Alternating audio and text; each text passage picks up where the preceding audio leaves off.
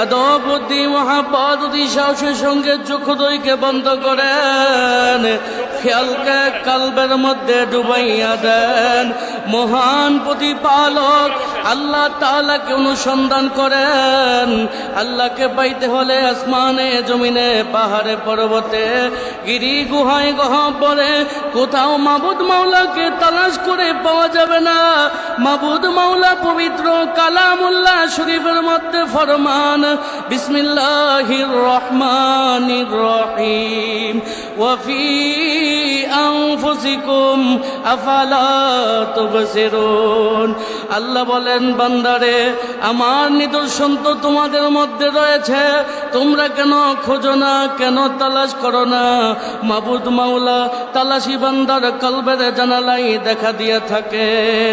একা একা কশিন কালেও খেয়ালকে কালবের মধ্যে ডুবানো যাবে না।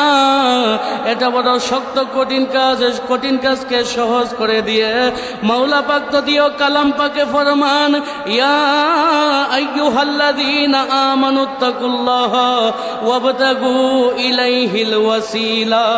আল্লাহ বলেন, হে আমার বিশ্বাসী বান্দা বান্দি সকল, তোমরা আমি আল্লাহকে ভয় করো, আমাকে পাইবার জন্য মধ্যস্থ উসিলা অন্বেষণ করো।